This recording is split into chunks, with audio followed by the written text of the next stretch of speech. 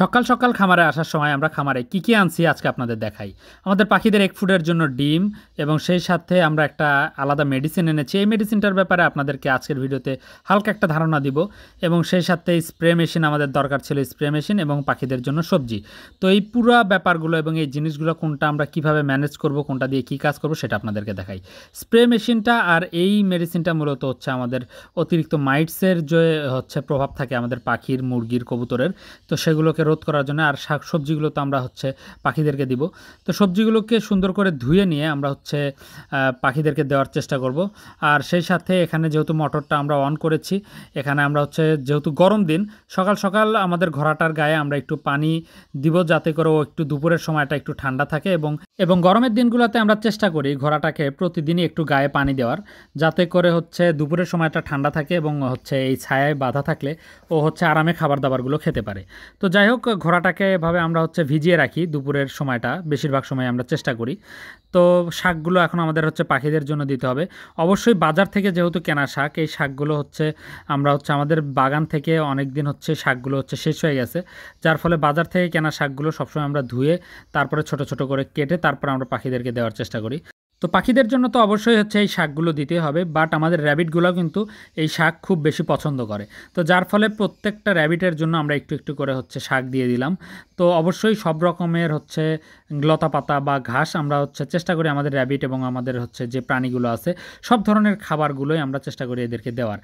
এতে করে যেটা হয়, সব ধরনের খাবারগুলো গ্রহণ করার ফলে আমাদের যে অ্যানিম্যালগুলো আছে, যে পাখিগুলো আছে, এরা অনেক বেশি ভালো থাকে, হেলদি থাকে এবং এদের রোগ প্রতিরোধ ক্ষমতাও অনেক বেশি বেড়ে যায়, যার ফলে আমরা লম্বা সময় ধরে এদের থেকে বাচ্চা এবং ডিম পেতে পারি পাখিদের থেকে। তো যাই হোক, আমরা সব ধরনের খাবারই পাখিদের দেওয়ার চেষ্টা করি। আর দেখতে পাচ্ছেন র্যাবিটগুলোর কিন্তু এই সবজিগুলো খাওয়ার প্রতি একটা আলাদা আগ্রহ আছে।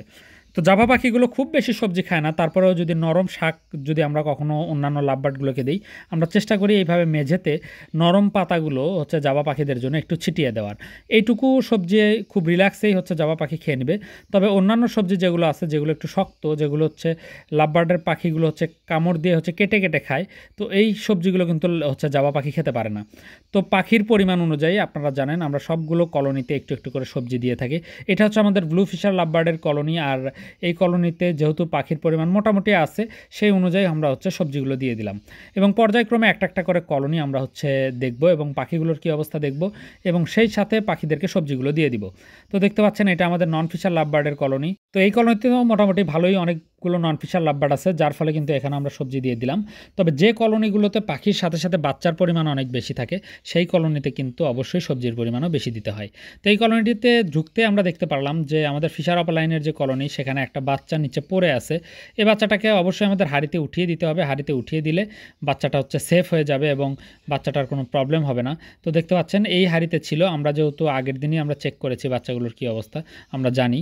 তো এই হাঁড়িতে 2টা বাচ্চা আছে আপাতত। এই 2টা বাচ্চা মিলিয়ে আর একটা বাচ্চা নিচে পড়ে গেছে দেখেন, এবং এই বাচ্চাটাকে কিন্তু অন্যান্য পাখিগুলো আহত করছে। এর মাথার কাছ থেকে লোমগুলো উঠায় ফেলছে।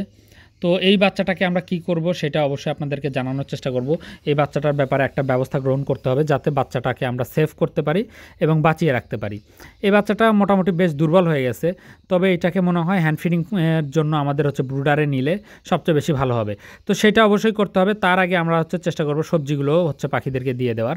তো এই কলোনিতে যেহেতু আমাদের পাখির বাচ্চার পরিমাণ বেশি আছে, যার ফলে একটু বেশি পরিমাণেই কিন্তু আমরা সবজিগুলো দিয়ে দিলাম।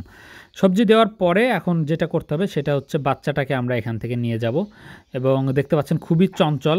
এই এজের বাচ্চাগুলো এরকমই হয়, তো মোটামুটি খুব চঞ্চল বাচ্চাগুলো। আর এখানে দেখতে পাচ্ছেন আমাদের কিউট কিউট কয়েকটা হাঁসের বাচ্চা আছে। তো হাঁসের বাচ্চাগুলোকে আমরা একটু শাক দিয়ে দিলাম।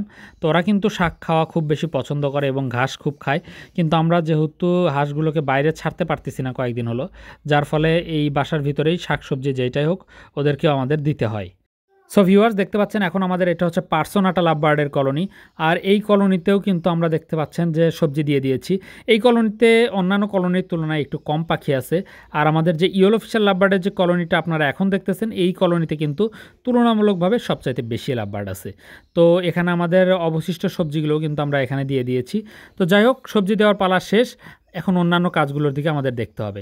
এখানে দেখতে পাচ্ছেন অনেকগুলো হচ্ছে শাক আমাদের র্যাবিটগুলো নষ্ট করছিল, যেটা হচ্ছে আমাদের গিনিপিগদের দিয়ে দিচ্ছি। গিনিপিগ খাবারের ক্ষেত্রে খুবই হচ্ছে কম হচ্ছে প্রবলেম করে, সব ধরনের খাবার এরা খায়। দেখতে পাচ্ছেন শক্ত ঘাসের ডাটাগুলোও কিন্তু গিনিপিগ খুব সুন্দর করে খেতে পারে। তো আমরা চেষ্টা করি যে র্যাবিটের যে অবশিষ্ট খাবারটা থাকে ওগুলো সবসময় আমাদের গিনিপিগগুলোকে দেওয়ার, যাতে করে আমাদের খাবারটার প্রপার ইউজ হয়। তো এর মধ্যেই হঠাৎ করে ফোন আসাতে টেম সাইজ সেই ছোট বাচ্চাটাকে নিয়ে আমাদের যেতে হচ্ছে এখন বাড়ির উদ্দেশ্যে, এবং ওই খামারের কী অবস্থা সেটা আপনাদেরকে দেখাবো।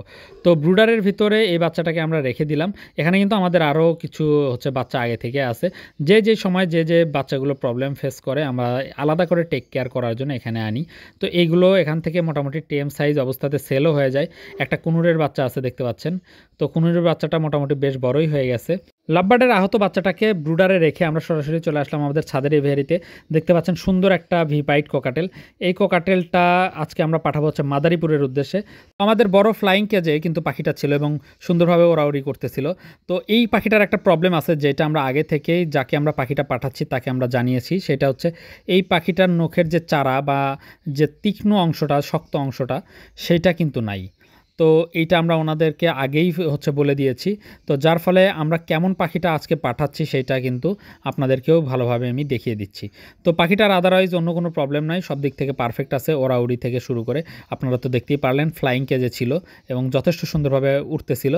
তো এই নখের এই প্রবলেমটার ব্যাপারে আমরা আগে থেকে ডিসকাস করে নিয়েছি এবং সেই শর্তে তার এই পাখিটা পছন্দ হওয়াতে আমরা পাখিটা হচ্ছে আজকে মাদারীপুরের উদ্দেশ্যে পাঠানোর জন্য রেডি করতেছি।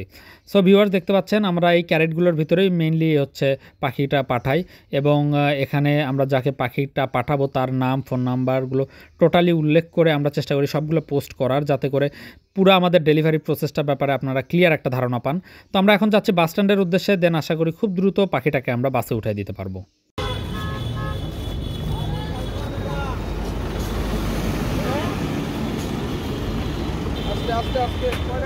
একশো আছে ওটে, 100 করে তো দেই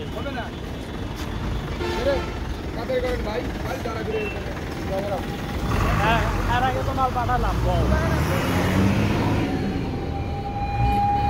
পাখিটাকে আমরা মাদারীপুরের উদ্দেশ্যে পাঠানোর পর আবারও আমরা চলে আসলাম আমাদের হচ্ছে গ্রামের বাসায়, আমাদের কলোনি এভিয়ারিতে, এবং এখানে আমাদের বেশ কিছু কাজ আছে। তার মধ্যে অন্যতম কাজ হচ্ছে ঘাসগুলো ছোট ছোট করে কেটে রাখা। এই ঘাসগুলো হচ্ছে আমরা হচ্ছে ঘাসের ডাটাগুলো অনেক শক্ত হয়ে থাকে, যার ফলে এইভাবে ছোট ছোট করে কেটে দিলে আমাদের ঘোড়াটা খুব সুন্দর করে খেতে পারে এবং একটা ঘাসও হচ্ছে নষ্ট করে না।